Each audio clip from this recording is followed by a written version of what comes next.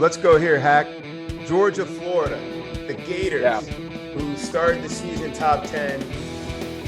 I mean, hey, it's a topsy-turvy run here that they've been on, trying to find the right quarterback, trying to get everything, get their feet back on the ground. They just scorched the whole earth last year, and all their guys went in the first round.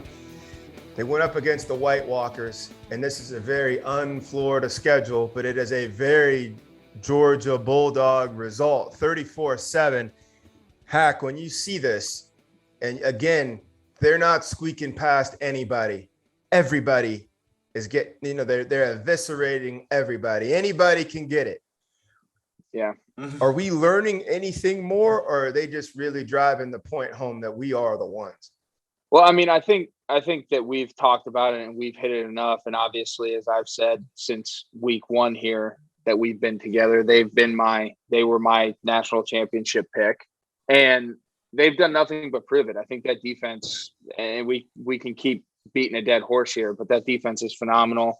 They keep proving it week in, week out. They show me. I respect the hell out of that. And really, there's nothing more to say. They keep doing it. They come up. They show up. I think offensively, they got enough firepower to be able to do what they got to do because that defense puts them in great situations. From a Florida standpoint,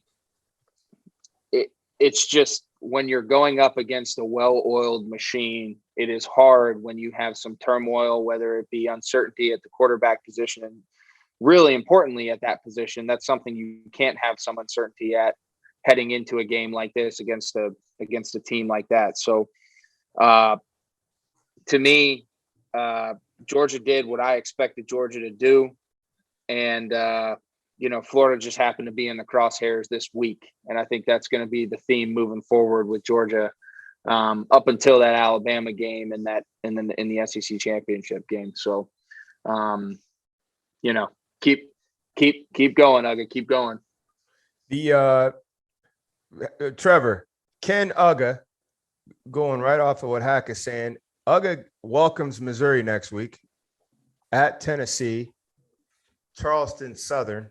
I'm sleep on Charleston Southern. You guys could be undefeated or winless. I got to catch up on that. At Georgia Tech. It might be a 68-point favorite. Missouri, Tennessee, Charleston Southern, Georgia Tech. If there was a scare waiting, just like we watched, and Hack made the point, Penn State, one of you guys made the point, Penn State could have been looking ahead, going in the ring with Illinois, peeking around the corner, trying to see what Ohio State's got coming. Georgia's got Missouri, Tennessee, Charleston Southern, Georgia Tech. Which one of those games should we pay attention to, if any, that the White Walkers could get tripped up? I'll start off by saying I don't think we have to worry about any. Georgia's a team this year that, turn on the game, don't turn on the game, check your ESPN app. You know what's coming, right? They're a focused football team. They're a focused football team. They are focused. For a bunch of college guys, they just keep it going, man. They give me more confidence in knowing, like, hey, they're not the type of immature teams that wouldn't show up when they have destiny basically in their hands, right? The only game that would even be appetizing would be at Tennessee, just because, Neyland Stadium, it's a really cool venue to play at. They can get rowdy in there. I like what Josh Heupel's doing up there. Offense. Yeah. Right. Yeah. I mean, but that's going to be a blowout, what you see from this Georgia team. We've absolutely hit on their defense. George, you want their whole defense to go to New York City as part of the Heisman trip, which I completely agree with, but they also establish a run game, and that's what they do on the offensive side of the ball. And I hate to say this, but the best teams, because, we're offensive guys, right? You don't have to have a huge playmaker at the quarterback position or even on the offensive side of the ball to go and win football games. You got to have a stout defense, and you got to be able to establish a run game. I mean, Stetson Bennett threw 2 picks today. He did not play a great game, and they still walk out of there completely unfazed little blemishes. He may go get a little shoulder rub tomorrow in the training room, but that's about it. It was not a dog fight. Does They anybody gave up their like 28th point of the year. Yeah, here we go, Right. boys. Does anybody even say anything to Stetson Bennett on the sideline on that pick, or does the defense say, "Man, we were kind of getting cold over here anyway"? A hero either way, right? I mean, what a great place to be in. You walk out of there, you could throw 4 picks. Your defense is creating turnovers and doing what they're doing. Man, you go to the bar after the game, you're the hero, regardless. They got their. My man, Hey, good. that's the one thing about defensive guys too, is I've never noticed like offensive guys rolling up to a bar like 6, 7, 8 deep. Them defensive dudes coming to bar. Yeah, It's the whole line, and then there's 20 another deep. line behind them. This whole Man, deal. it is. Yes, sir. Hey, Petty. Head hunting. Speaking, so let's just go right off of what Trevor teed us up perfectly. Georgia is one of those unique teams. Like Michigan kind of has flirted with running McCarthy and McNamara, and honestly, I thought today that cost them.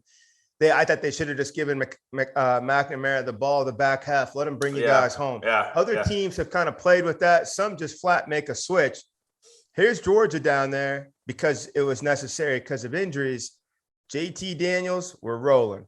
Bennett, we're rolling. Yes, the defense does what they do, but talk about would you break down for us and for people how well balanced and how strong you got to be as an offensive unit to whichever quarterback steps in there, we're going forward regardless.